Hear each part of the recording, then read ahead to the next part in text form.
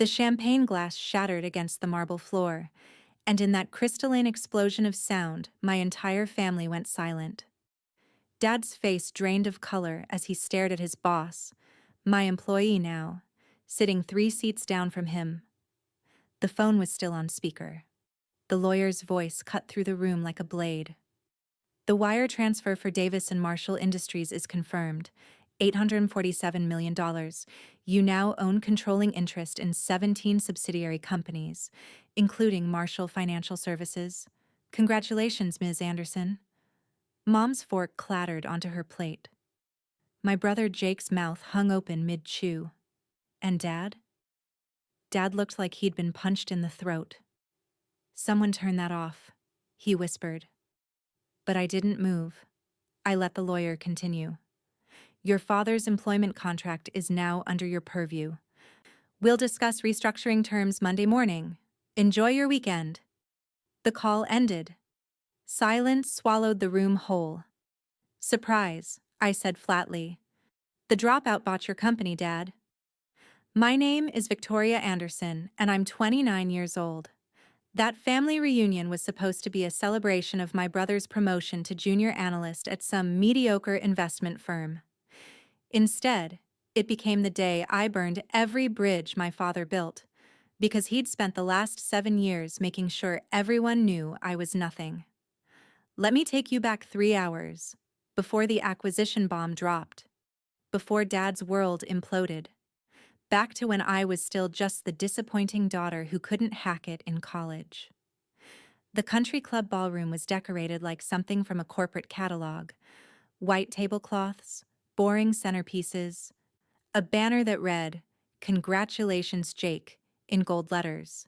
Extended family filled the tables, aunts, uncles, cousins I hadn't seen in years, and Dad's colleagues from Marshall Financial, including his boss, Richard Marshall himself. I'd arrived late on purpose, walked in wearing a black Armani suit that cost more than Dad's monthly salary. My heels clicked against the floor like gunshots as I made my way to the family table. Victoria. Mom's smile was tight. You made it. Wouldn't miss it, I lied. Jake was holding court at the head table, already 3 drinks deep, bragging about his new position. Dad stood beside him, chest puffed out like a proud peacock. He didn't even glance my way when I sat down. Typical. The dinner dragged on. Rubber chicken, speeches about Jake's potential, jokes about his college days. Then came the toasts. Dad stood up, champagne glass raised high. The room quieted. I want to thank everyone for coming tonight, he began, his voice booming with false humility. 7 years ago, I had 2 children, 2 paths, 2 futures. He gestured toward Jake. One chose excellence, Harvard Business School, Dean's List, now a rising star at Morrison & Associates. People clapped. Jake grinned like an idiot. Then Dad turned his gaze to me, cold, dismissive. The other chose a different path, dropped out of community college after 1 semester, works at, what is it again, Victoria? Some little startup? Scattered, uncomfortable laughter rippled through the room. So tonight, Dad raised his glass higher, I toast to my successful son, not my dropout daughter. The room erupted in applause. Glasses clinked. Jake stood up for a hug, and that's when my phone rang. I pulled my phone from my clutch slowly. The screen displayed my lawyer's name, James Fitzgerald, ESQ. I could have declined the call. Should have, probably. But something dark and hungry inside me wanted this, wanted to watch Dad's face crack open like an egg. I answered and put it on speaker. Ms. Anderson, perfect timing. James's voice filled the space between tables. The final signatures just came through. Davis and Marshall Industries is officially yours. Dad's face flickered with confusion. Richard Marshall, his boss, seated 3 tables over, straightened in his chair, eyes sharp. I'm sorry. What? Dad's laugh was nervous. Victoria, who is this? I ignored him. James, Can you confirm the purchase price? $847 million as agreed. The wire transfer cleared at 6:47 p.m. EST. You now own controlling interest in 17 subsidiary companies, including Marshall Financial Services, where your father is currently employed as senior vice president. The applause died like someone cut the power. Jake's champagne glass hung frozen halfway to his mouth. Mom's hand clutched her pearl necklace, the same way she did when she was about to have a panic attack. Aunt Linda's eyes bounced between me and Dad like she was watching a tennis match. His employment contract falls under your review now, James continued, oblivious to the carnage he was creating. We should discuss restructuring terms Monday morning at 9. The current severance package in his contract is quite generous, but given the acquisition terms, we'll talk Monday. I cut him off. Thank you, James. Enjoy your weekend, Ms. Anderson. I ended the call. Set the phone down gently on the white tablecloth. Then I picked up my champagne glass and took a long, deliberate sip. Dad's face had gone from confused to pale to something approaching purple. What the hell was that? His voice shook. Some kind of joke? No joke. I met his eyes. I bought your company this afternoon. Well, technically, my holding company bought it. Closed the deal while you were giving that touching speech about what a disappointment I am. Richard Marshall stood up. The man was 70, silver-haired, built like an old oak tree. He'd founded Marshall Financial 40 years ago. Victoria Anderson? His voice cut through the murmurs. The Victoria Anderson? From Anderson Ventures? That's me. Christ. He actually laughed. The due diligence reports used a shell company name. I had no idea Davis Holdings was yours. That was intentional. I kept my eyes on Dad. I wanted the deal clean. No complications. Victoria, this is insane, Mom whispered. Where would you even get that kind of money? I earned it. Each word was a bullet.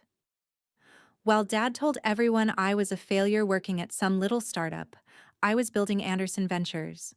We started with app development, moved into AI integration, then pivoted to venture capital. Last year's valuation put us at $2.3 billion. This acquisition was actually a bargain. Jake found his voice. That's not possible. You dropped out of community college. Because I got accepted into an accelerator program. I smiled without warmth. Y Combinator. Same one that launched Airbnb and Dropbox. But Dad was so embarrassed I'd quit college. He never asked why. Uncle Frank, Dad's younger brother, cleared his throat. So you're saying you're a billionaire? You? Multimillionaire who just made a very large acquisition, I corrected. The billions come later. Dad's hands were shaking. He gripped the back of Jake's chair to steady himself. This is ridiculous. Richard, tell her this is ridiculous. But Richard Marshall wasn't looking at Dad. He was studying me with the sharp eyes of a man who'd built an empire from scratch. The Anderson Ventures that invested in Neuralink last year? The AI medical diagnostics company? That's us. We took them from seed round to Series C. They're about to IPO at a $4 billion valuation. I read about that deal in the Wall Street Journal. Richard's expression shifted from shock to something resembling respect. Your returns were astronomical. 4,700%, I said. My partners and I have a good eye for disruption. Partners? Mom's voice was faint. What partners? My team. I have 14 people working under me. MIT grads, Stanford dropouts, a former Google executive. We've invested in 23 companies over the last 6 years. 18 are still operating with strong growth trajectories. 3 have been acquired for significant returns. 2 failed, which is actually below industry average. The words felt good coming out. Each fact, each number, each achievement Dad had never bothered to ask about. They piled up like stones on his chest. Cousin Rebecca, who'd always been nice to me even when others weren't, spoke up quietly. Why didn't you tell anyone? I tried. I looked directly at Dad. 3 years ago, I invited you to lunch. Told you I wanted to share something important about my work. You canceled. Said you had a golf game with clients. Dad's jaw clenched. I don't remember that. I do. I'd just closed my first major deal, $12 million investment in a robotics company. I wanted to tell you I'd made it, that I wasn't a failure. My voice didn't waver. You never rescheduled, so I stopped trying. Victoria, that's not fair. Mom started. Fair? I turned to her. You told Aunt Linda last Christmas that you wished I'd at least gotten a job at Starbucks so you could tell people I was doing something respectable. I heard you in the kitchen. You didn't know I'd arrived early. Mom's face crumpled. And Jake. I swiveled to my brother. Remember my 25th birthday? You introduced me to your Harvard friends as my sister who couldn't handle real school. They laughed. You laughed. I went home and cried for 2 hours. Then I got up the next morning and closed a $30 million Series A round for a biotech startup. Jake's face reddened. I was drunk. It was a joke. Jokes are supposed to be funny. I stood up. Here's what's actually funny. While you were all celebrating Jake's $85,000 a year entry-level position, I made more in passive investment returns this quarter than Dad has made in his entire career. And now I own the company that writes his paychecks. Richard Marshall let out a low whistle. This is the most interesting family reunion I've ever attended. Richard, you can't seriously be okay with this, Dad sputtered. She's trying to humiliate me in front of everyone. Actually, I'm fascinated. Richard sat back down, eyeing me with renewed interest. Victoria, your offer was 15% above market value. Why overpay? Because I wanted the deal done quickly. No competing bids, no drawn-out negotiations. Marshall Financial has strong fundamentals but weak digital infrastructure. My team can modernize your systems, integrate AI-driven analytics, and triple your efficiency within 18 months. You've already done the analysis? 6 months ago. I've been watching your company since I found out Dad worked there. Started as curiosity.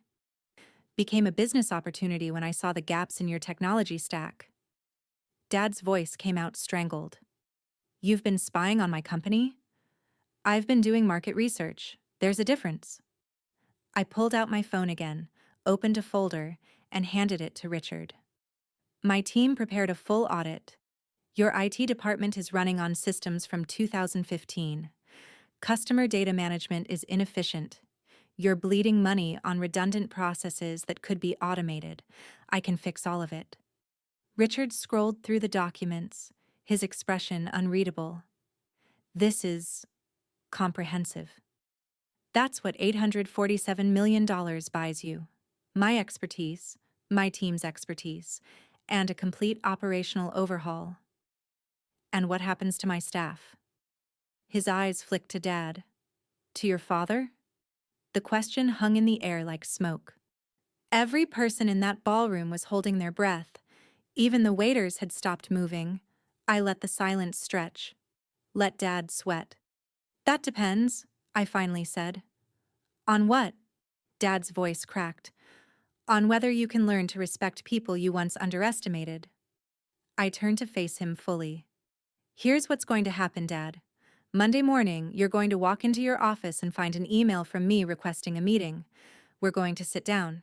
And you're going to pitch me on why you deserve to keep your position. His face went white. You can't be serious. Dead serious. You'll present your accomplishments, your vision for your department, your value to the company, the same way any employee would justify their position to a new owner. I smiled without warmth. And I'm going to evaluate you the same way you evaluated me, by results, not potential, by what you've actually accomplished, not what people assume about you. This is revenge, Mom whispered. This is cruel. No, this is business. Revenge would be firing him on the spot. I'm giving him a chance. which is more than he ever gave me. Jake stood up suddenly, his chair scraping against the floor. You can't do this. You can't just buy a company to mess with Dad's life. I can. And I did. And here's the beautiful part, Jake. I don't need anyone's permission. Not Dad's. Not Mom's. Not yours. I built something real while you were all pretending I didn't exist. Richard Marshall chuckled. Actually chuckled. I like her. She's got spine. Richard, for God's sake, Dad started. Tom, be quiet. Richard's voice turned sharp. Your daughter just explained why she's worth more than my entire executive team combined. I suggest you listen to her. Dad looked like he'd been slapped.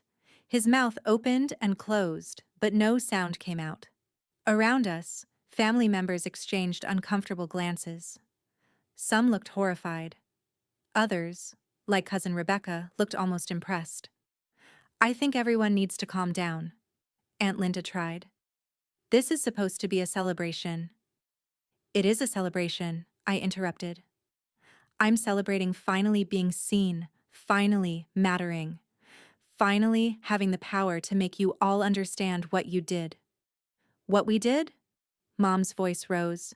We loved you. We supported you. You tolerated me. There's a difference. I counted off on my fingers. When I dropped out of college, you cried for a week and told your friends I was going through a phase. When I moved to San Francisco for the accelerator program, you asked when I was going to get a real job. When I told you about my first startup success, you changed the subject to Jake's internship. That's not, Mom started. Christmas 2 years ago, I cut her off. I brought my business partner Marcus Chen, brilliant guy, MIT grad, 20 patents to his name. Dad asked him if he was my boyfriend 3 times and never once asked what we were building together. Because you couldn't imagine I was actually running a company. You thought I was playing at business. The truth of it landed like stones in water. Ripples of recognition spread across Mom's face. Last Thanksgiving, I continued, Jake spent 45 minutes talking about his workday. I mentioned a major acquisition we just completed, $180 million, and you said, "That's nice, dear." Then asked if I was dating anyone, because my relationship status mattered more than my career. Uncle Frank shifted uncomfortably. To be fair, Victoria, you never really explained what you did. It always sounded so vague. Apps, investments, ventures. We didn't understand. You didn't ask. My voice could have cut glass. There's a difference between not understanding and not caring enough to try. Richard Marshall stood up, adjusting his jacket. Tom, I'm going to step outside for a moment. This seems like a family matter. He paused, looking at me. Victoria, I expect that meeting Monday morning, 9 sharp. I'll be there. He walked toward the exit, then stopped. For what it's worth, your father's talked about his successful Harvard son quite a bit over the years. Never mentioned he had a daughter who could buy and sell most of his colleagues. The words were casual, but they landed like a hammer. Makes a man wonder what else he's been overlooking. Richard left. The door closed with a soft click that sounded like a guillotine falling. Dad's face was the color of old cheese. He groped for his chair and sat down heavily. This can't be happening, he muttered. This can't be real. It's real, I assured him. As real as that toast you made, as real as every family gathering where you pretended I was an embarrassment, as real as the $847 million I just spent to prove you wrong. Jake's girlfriend, some blonde I'd never met before tonight, whispered something to him. He shook his head violently, face red. Say it, I told my brother. Whatever you're thinking, just say it. Jake's hands curled into fists on the table. You're a vindictive bitch, that's what I'm thinking. Several aunts gasped. Mom made a small sound of protest, but I smiled. There it is, the real Jake. Not the polished Harvard grad putting on a show for Dad's colleagues, the one who used to tell his friends I was too stupid for real college. That was years ago. 5 years. I have a good memory. I picked up my champagne glass, swirled the liquid.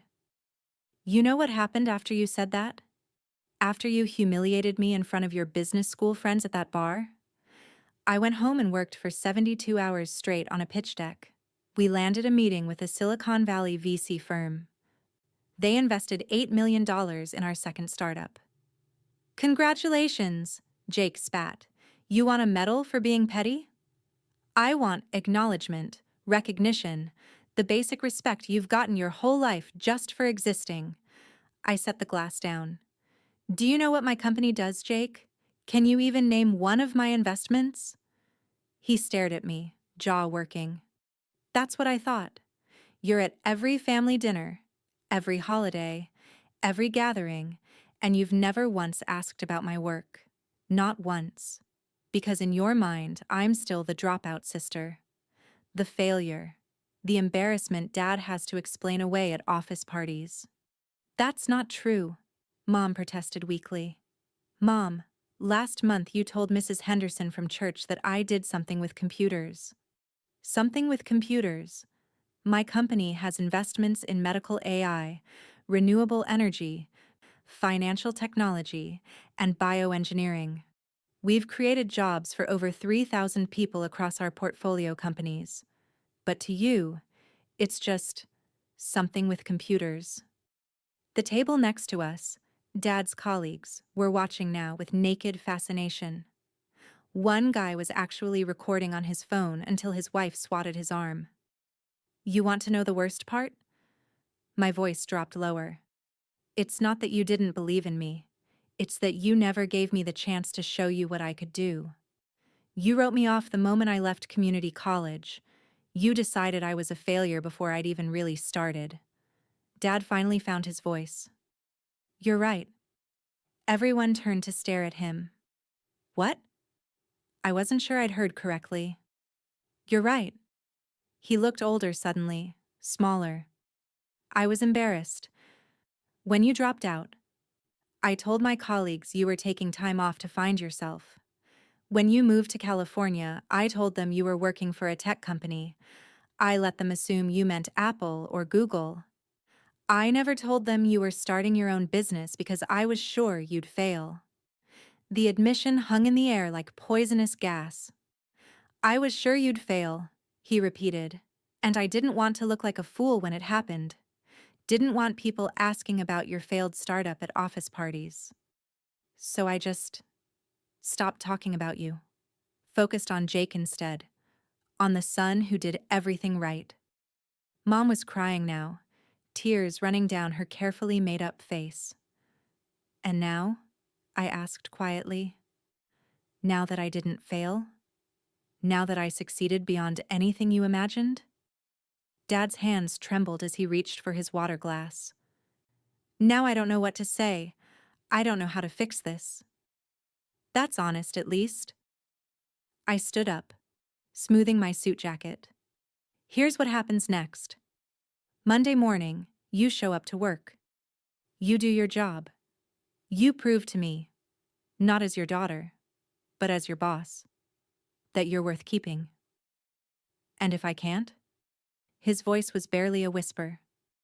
Then you'll get a very generous severance package and a reference letter. Because unlike you, I don't make decisions based on personal disappointment. I make them based on competence. Jake slammed his hand on the table. This is insane. You can't actually think you're going to fire Dad. I can do whatever I want. I own the company. I turned to face the rest of the room, the cousins, aunts, uncles, and Dad's colleagues who'd witnessed everything. Anyone else have questions about what the dropout is capable of? Silence. Didn't think so. I picked up my clutch. I'm leaving now. Enjoy the rest of your party. Victoria, wait. Mom reached for my arm. I stepped back, avoiding her touch. Don't. You made your choices. Every time you changed the subject when I tried to talk about my work. Every time you apologized to your friends for my unconventional path. Every time you lit up talking about Jake's achievements and went quiet about mine. Those were choices. We didn't know, she pleaded.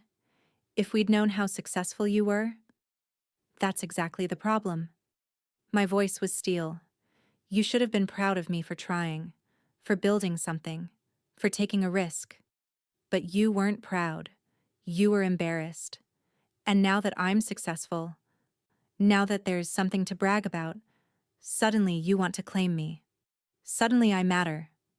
Cousin Rebecca spoke up.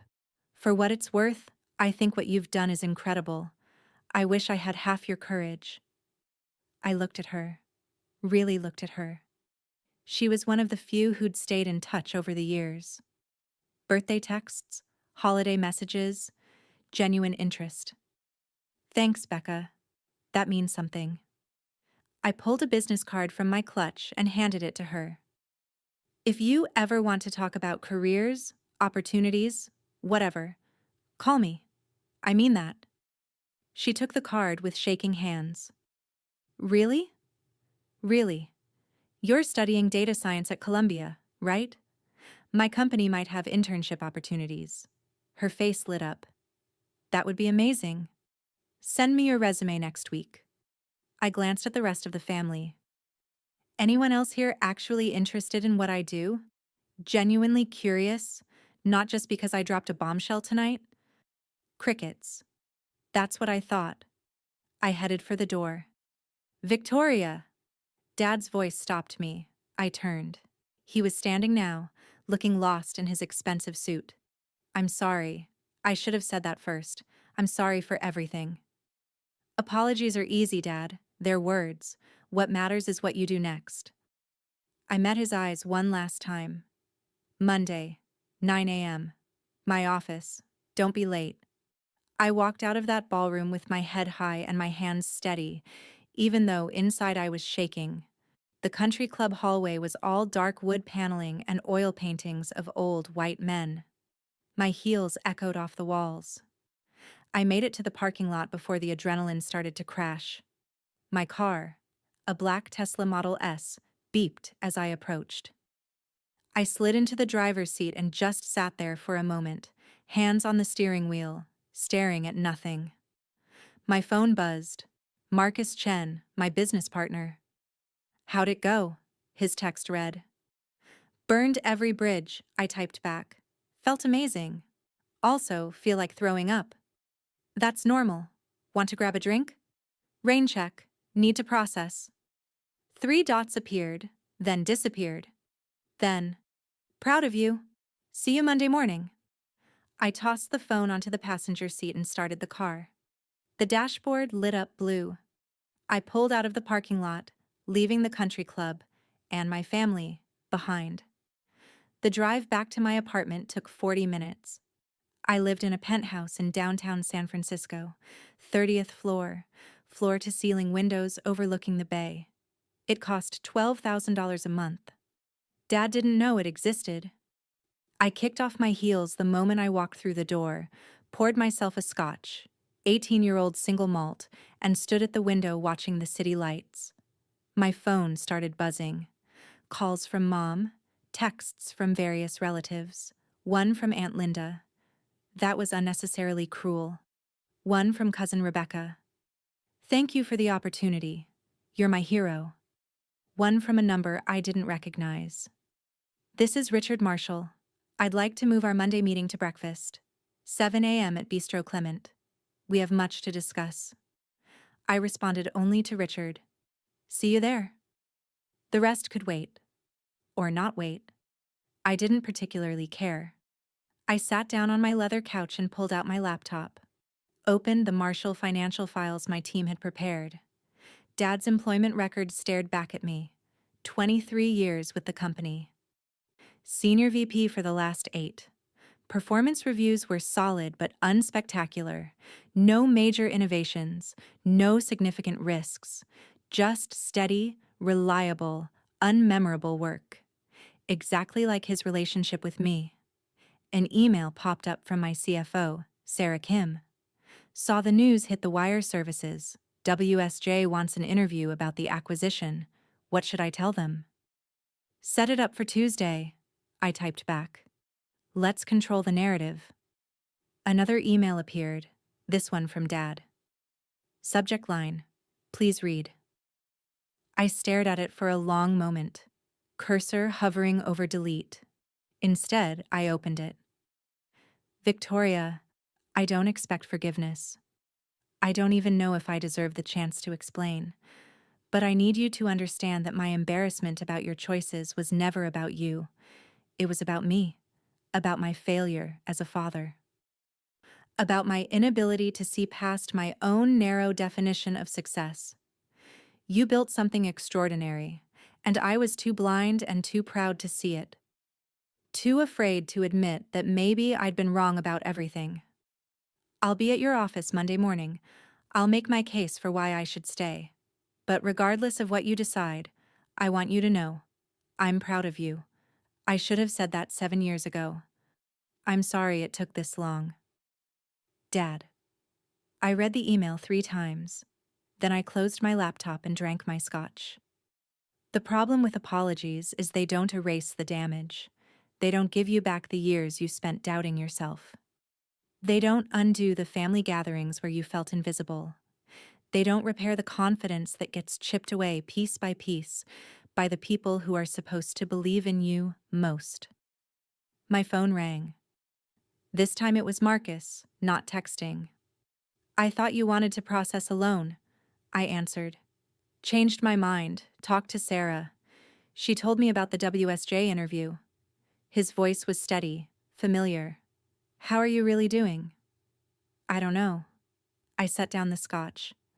I just blew up my entire family in front of 50 people. My dad might lose his job. My mom's probably having a breakdown. Jake definitely hates me now. Do you regret it? I thought about that. About Dad's toast. About years of being dismissed, ignored, patronized. About building something extraordinary while my own family assumed I was failing. No, I said finally. I don't regret it. Good. Because you were right. About all of it. Papers rustled on his end. I've been thinking about the Marshall acquisition. The digital infrastructure overhaul you mentioned. I want to bring in Linda Zhou from our AI division. She's been itching for a challenge like this. We haven't even taken control yet. I know, but if we're doing this, let's do it right. Full modernization. Make Marshall Financial the model for what our holding company can achieve. And my father's department? Silence on the line. Marcus knew what I was really asking. That's your call, he said quietly. But Victoria, don't let emotion cloud business judgment. If he's competent, keep him. If he's not, let him go. You can't run a company on guilt. I know. Do you? Because you just spent $847 million partially to prove a point to your family. Partially, I admitted, but Marshall Financial was still a good investment. The fundamentals are solid. Richard Marshall built something worth buying. Unlike his management of your father's potential. Marcus had met my family once, at a company event I'd stupidly invited them to. They'd spent the whole night asking him about his work and ignoring mine. Okay, I'm going to say something as your friend, not your business partner. Go ahead. You don't owe them anything. Not your father, not your brother, not your mother. You tried to connect. You tried to share your success. They shut you out.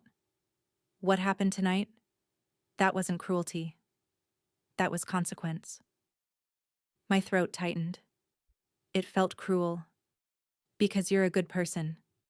But good people can still set boundaries. Good people can still demand respect. And good people can absolutely buy companies and fire their dismissive fathers if those fathers can't hack it professionally. I laughed despite myself. You're terrible at pep talks. I'm great at pep talks. You're just used to people sugarcoating everything. He paused. The WSJ interview Tuesday. What are you going to say about the family connection? The truth. That I bought a company with strong fundamentals and room for growth. If they ask about my father working there, I'll say all employees will be evaluated on merit. Very diplomatic. I'm learning. Saturday morning came with fog rolling off the bay and an inbox full of messages I didn't want to read. Most were from family, recriminations, pleas, confused questions from cousins who'd only seen the explosion, not the years of dismissal that led to it. One message stood out, from Jake, sent at 2:47 a.m. "You're right. I never asked about your work. Never cared. I was so busy being the golden child I didn't notice I was stepping on you to get there. I don't expect forgiveness. Just wanted you to know I see it now. And I'm sorry." I stared at it. No excuses, no justification, just acknowledgement. I typed back, "Thank you for saying that."